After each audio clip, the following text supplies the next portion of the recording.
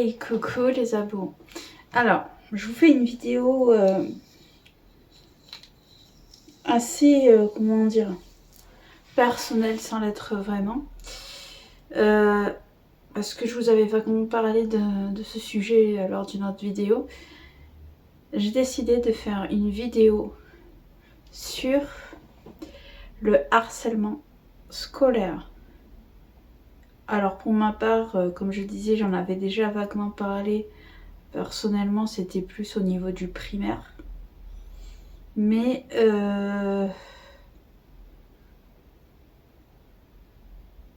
j'en ai subi aussi la première année où je suis rentrée en IM Pro par la suite. Mais j'en vous parlerai un peu plus tard. Et en fait, si je fais cette vidéo, c'est parce que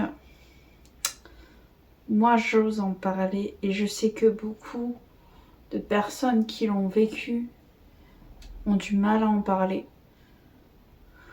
Ou des jeunes qui le vivent actuellement n'osent pas en parler non plus. Et sincèrement, je conseillerais à ces personnes et ou même à des personnes, des parents, d'autres jeunes, d'autres enfants qui verraient ce qui se passe, de ne pas rester passif. D'ailleurs, j'avais fait une feuille sur laquelle j'ai marqué harcèlement scolaire. Soyons vigilants et parents, soyons réactifs et non pas passifs. Je vais parler donc de mon cas personnel. Mais comme je disais, même si, comme je le disais, le harcèlement scolaire ne touche pas que au niveau du primaire, ça peut être aussi au collège, ça peut être au lycée. Et c'est un sujet qui est très important. Et voilà, et comme je l'ai marqué sur le papier, si vous n'êtes pas directement concerné, mais que vous connaissez des jeunes qui le subissent,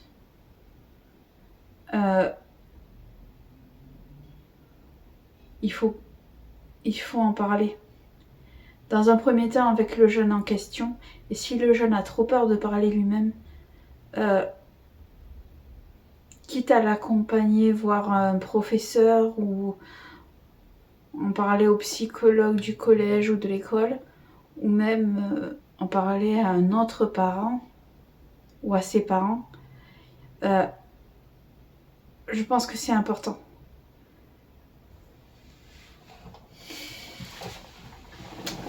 Quand j'étais petite, tout ce que j'ai vécu, en fait, il faut savoir que je ne l'ai pas dit de suite à mes parents.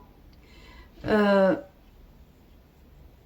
fait, ce qui a fait que j'ai commencé à en parler à mes parents, c'est que quand un jour je marchais avec mon père, on faisait une petite promenade dans le village et j'avais très très très mal au ventre.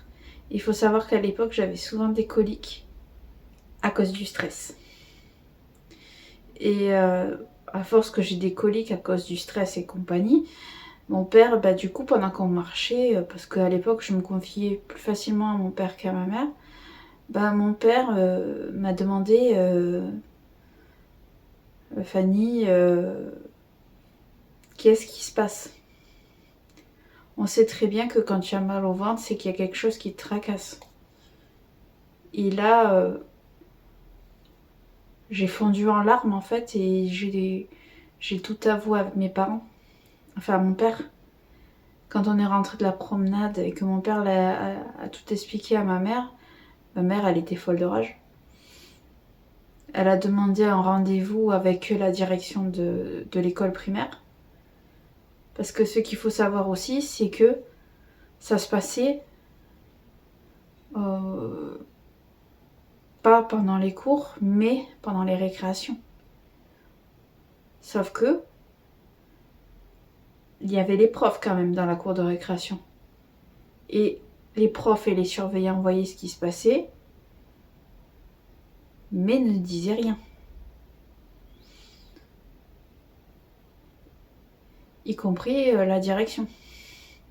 Quand la direction n'était pas tout le temps là, mais même quand la direction était là et voyait les choses, rien n'était fait pour que ça s'arrête.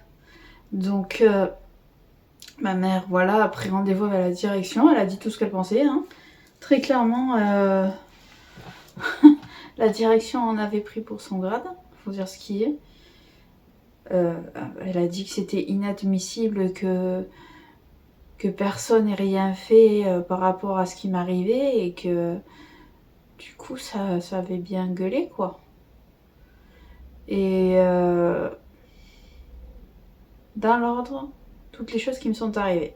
Alors en premier ça avait été les enfants qui ne voulaient pas jouer avec moi en disant que j'étais trop lente et parce que j'arrivais pas à attraper la balle par exemple s'ils jouaient à la balle. Ça a été les premiers trucs. Donc il faut savoir que du coup dans la cour de récréation 90% du temps j'étais toute seule. Toute seule. Et la seule personne qui traînait à peu près avec moi, c'était mon petit copain, mon petit chéri que j'ai gardé tout le primaire d'ailleurs, mais c'était parce que lui-même avait des soucis de santé, donc forcément on se comprenait en fait. Et c'est pour ça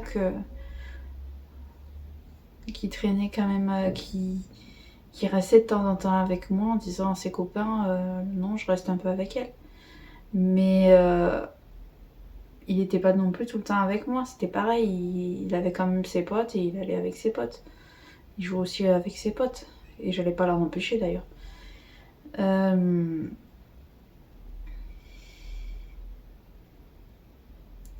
Après, par la suite, il y a eu donc cette fameuse fois, il y a eu une fois où ils avaient fait exprès de me lancer le ballon de foot en plein dans le ventre. Et ils rigolaient tous. Parce qu'ils voyaient que j'avais du mal à respirer, ça les faisait rire. Certains, pas tous, hein, je vous rassure. Mais celui qui l'avait fait et deux de ses potes rigolaient. Parce qu'ils voyaient que je m'étouffais. Alors que tous les autres s'étaient quand même excusés. Il y a eu la fois ensuite où plusieurs des garçons m'avaient coincé, donc ça c'était En fait, il y avait à peu près 1 an d'intervalle entre chaque truc dont j'ai parlé, sauf le fait qu'on traînait pas avec moi, ça a duré plusieurs années.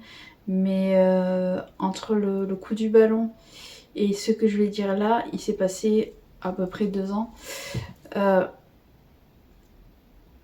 En fait, il m'avait, à plusieurs, il m'avait amené sous le toboggan. Parce qu'on avait en sorte de jeu un peu qu'on peut trouver des fois dans les parcs. Et il m'avait amené sous le toboggan pour soulever ma robe pour regarder ma culotte. J'avais 10 ans. Même pas. Je crois que j'avais 9 ans. 8 ans et demi, 9 ans, ouais. Quelque chose comme ça quand ils ont fait ça.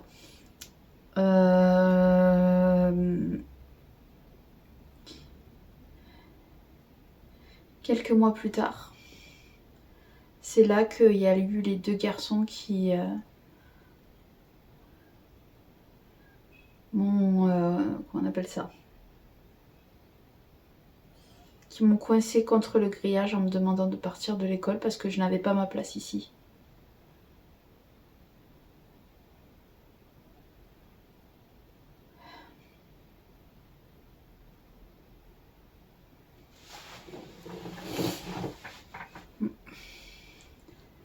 Tout ça a fait de gros traumatismes chez moi. À ça, rajouter que donc après le CM2, quand je suis rentrée à l'IME, comme je disais, la première année, j'avais une seule amie et j'avais une autre fille de l'IME par contre qui passait son temps à me frapper sans raison. Elle me frappait tout le temps. Et du coup, ça finissait en bagarre avec mon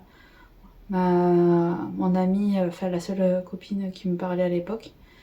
Elle me prenait ma défense et ça finissait en baston entre les deux. Et ça a fait ça pendant toute l'année scolaire. Parce que dès qu'elle voyait que l'autre me frappait, elle venait me défendre.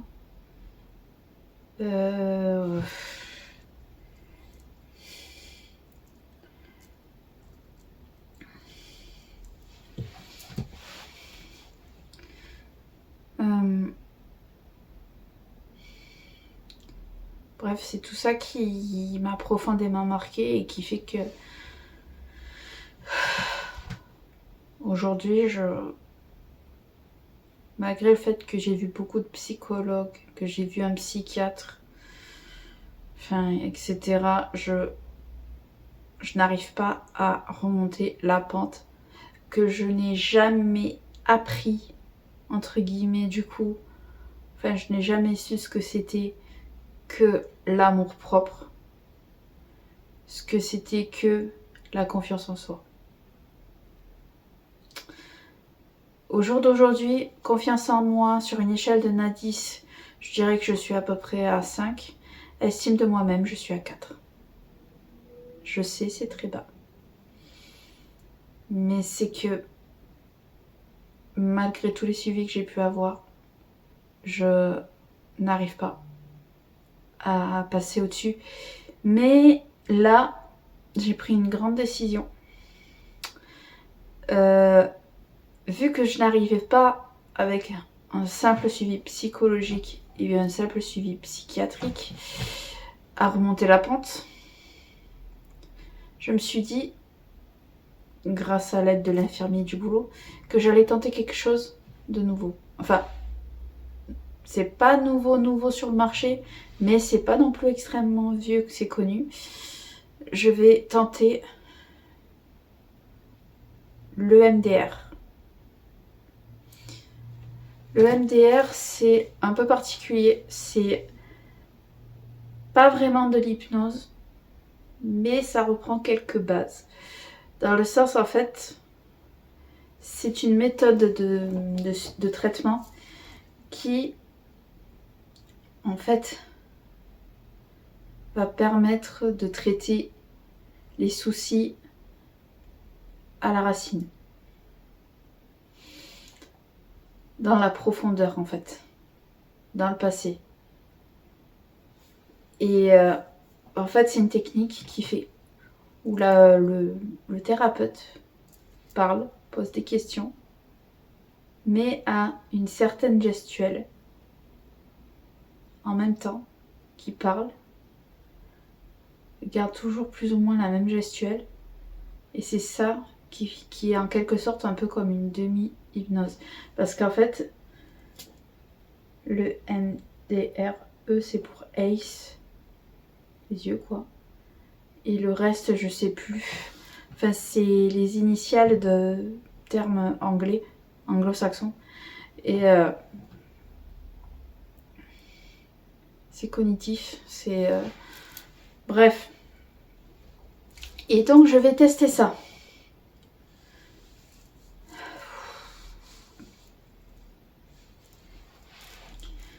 Et je me dis que... si ça peut m'aider à avancer. Parce qu'en fait, si je le fais aussi, c'est parce que si je ne le fais pas, je n'arriverai jamais à me remettre en couple avec quelqu'un. Tout simplement parce que le fait d'avoir eu beaucoup de relations toxiques, ça ne m'a pas aidé dans ma confiance en moi et dans mon estime de moi-même. Et du coup, j'ai peur de retomber dans des schémas où je ne vais ressortir qu'avec des personnes toxiques. Et ça, je veux éviter. Donc, je me dis que si j'ai plus confiance en moi, que j'ai une meilleure estime de moi-même, j'ai plus de chances de tomber sur des personnes bien. Donc, c'est aussi pour ça. C'est pour aussi avoir plus de chances de tomber sur des meilleures personnes au niveau relationnel, pour ne plus être dépendante affective et pour ne plus avoir peur de la déception. Ouais. Tout ça à cause de mes punaises de traumatisme d'enfance, dû au harcèlement scolaire. C'est pour ça que j'ai bien insisté à plusieurs reprises sur le fait que si vous êtes vous-même victime de harcèlement scolaire, si vous avez des proches, ou pas forcément proches d'ailleurs, que vous connaissez tout simplement des personnes qui en sont victimes, parlez-en à ces personnes. Et si ces personnes-là n'arrivent pas d'elles-mêmes à parler, aidez-les. Aidez-les à sortir de ça. Parlez-en à des adultes. Si vous voyez que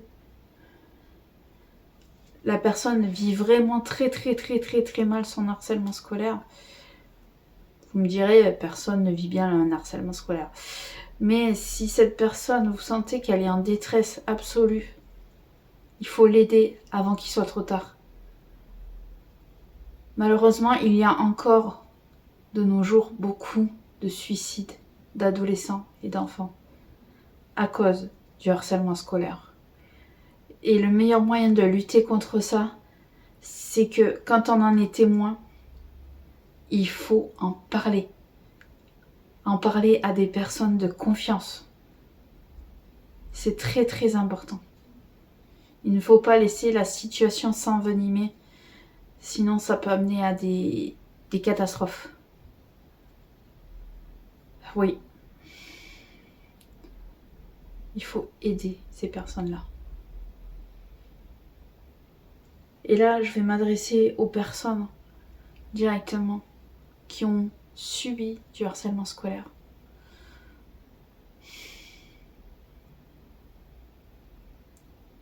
Et qui pensent qu'elles vont mieux maintenant,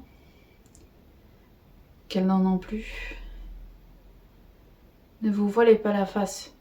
En fait, je pense que, à moins que vous ayez eu un suivi psychologique ou psychiatrique ou autre truc du genre, je pense qu'on ne guérit jamais complètement du harcèlement scolaire, surtout si on n'a pas eu de suivi. Et d'où l'importance d'en parler. Vraiment.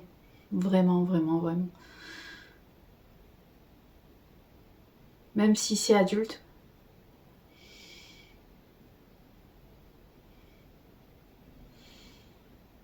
Dites-vous que si ça se trouve, il y a peut-être même des personnes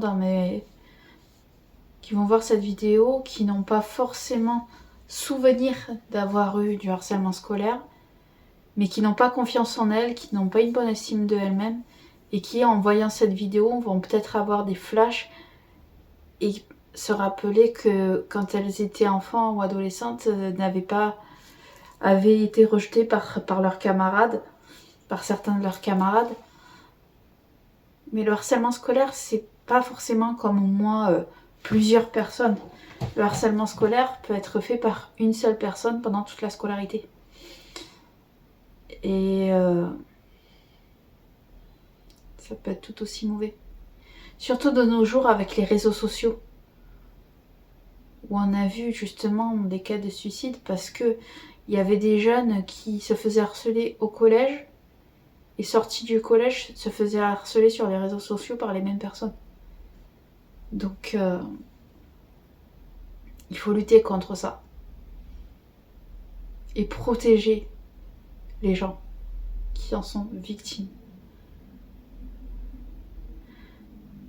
J'espère que cette vidéo, certes qui ne parle pas d'un sujet très joyeux, je l'avoue, mais qui me tenait à cœur de par mon vécu et parce que je sais qu'il y a encore énormément de harcèlement scolaire, j'espère que cette vidéo vous aura été pas forcément bénéfique, mais intéressante. Et n'hésitez pas à la partager en masse, parce que je suis sûre que cette vidéo peut faire du bien à énormément de jeunes et de moins jeunes qui ont été harcelés plus jeunes. Et vous avez compris le principe. Donc partagez cette vidéo, Après, comme d'habitude, vous pouvez aussi partager la chaîne, vous abonner à la chaîne, activer la cloche des notifications pour ne rien louper. Parce que comme je l'ai dit dans la vidéo de tout à l'heure, je sais qu'il y en a qui regardent sans être abonnés. Je le vois au nombre de vues. Et puis, j'ai envie de vous dire un truc. À vous, justement, les viewers invisibles, enfin, qui se pensent invisibles, ce n'est pas parce que vous vous abonnez à la chaîne que vous êtes obligé de regarder la totalité des vidéos. Vous pouvez très bien vous contenter de regarder les vidéos qui vous intéressent. C'est pour ça qu'il y a les playlists d'ailleurs, thématiques.